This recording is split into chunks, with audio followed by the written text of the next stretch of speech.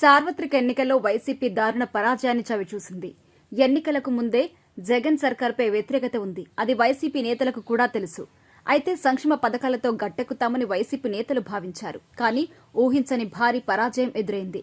దానిని వైసీపీ నేతలు కూడా జీర్ణించుకోలేకపోయారు. కనీసం బోటాబోటీ మెజారిటీతో గెలుస్తామనుకుంటే ఇలా ఓడిపోయాం ఏంటని చాలా బాధపడిపోయారు. కొద్ది రోజుల వరకు వారు బయటకొచ్చేందుకు కూడా ఇష్టపడలేదు. అయితే కొందరు నేతలు మాత్రం ఈవీఎంలపై ఆరోపణలు చేశారు. అటువంటి నేతలకు ఇప్పుడు తత్వం బోధపడుతోంది. గత ప్రభుత్వంలో జరిగిన తప్పిదాలను ఇప్పుడు గుర్తించడం ప్రారంభించారు.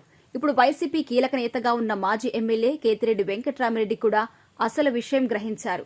ఇప్పుడిప్పుడే వైసీపీ తప్పిదాలను బయటపెట్టే ప్రయత్నం చేస్తున్నారు. రాష్ట్రంలో వైసీపీ నుంచి గెలవాల్సిన నేతల్లో కేతిరెడ్డి వెంకట్రామిరెడ్డి ఒకరు.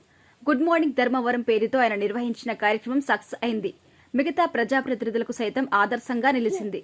సోషల్ మీడియాలో ఆయన ఫాలోయింగ్ అమాంతం పెరిగింది. ఉంటే ఎమ్మెల్యే ఇలా ఉండాలి అనే పరిస్థితికి వచ్చింది. అయినా సరే ఈయన ఎన్నికల్లో ఓడిపోయారు. కొద్ది రోజుల పాటు తీవ్ర మనస్తాపానికి గురయ్యారు. అయితే ఎన్నికల ఫలితాలు వచ్చిన తర్వాత గణాంకాలతో ఈయన ఈవీఎంల ట్యాంపరింగ్ జరిగిందని అనుమానం వ్యక్తం చేశారు. అయితే క్రమేపీ ఆయన వాస్తవాలకు దగ్గరగా వస్తున్నారు. వైసీపీ ప్రభుత్వ హయాంలో తప్పిదాలే ఓటమికి కారణమని ఒప్పుకుంటున్నారు. జగన్ సర్కార్ వైఫల్యాలను బయటపెట్టేందుకు వెనకడుగు వేయడం లేదు. అయితే ఇది వైసీపీ శ్రేణులకు మింగుడుపడడం లేదు. తాజాగా ఒక ఇంటర్వ్యూలో కేతిరెడ్డి వెంకట్రామిరెడ్డి సంచలనమైన కామెంట్స్ చేశారు. జగన్ చేసిన తప్పిదాలే తమ పార్టీ ఓటమికి కారణమని ఒప్పుకున్నారు. టీడీపీ అధినేత చంద్రబాబు అరెస్ట్, పవన్ కళ్యాణ్ పై వ్యక్తిగత కామెంట్స్ చేయడం పార్టీకి మైనస్ గా మారింది. కూటమిలో ఐక్యత పెరగడానికి ఇవే కారణమయ్యాయని కూడా చెప్పారు. స్కిల్ డెవలప్మెంట్ కేసులో చంద్రబాబును అరెస్ట్ చేయడం అతిపెద్ద తప్పుగా అభివర్ణించారు. చంద్రబాబును అరెస్ట్ చేయాలి అనుకుంటే మరోసారి అధికారంలోకి వచ్చిన తర్వాత ఆలోచించాల్సిందని చెప్పుకొచ్చారు. ఎన్నికలకు కొద్ది నెలల ముందు ఆ పని చేయడం ప్రభావితం చూపించిందని కూడా అన్నారు.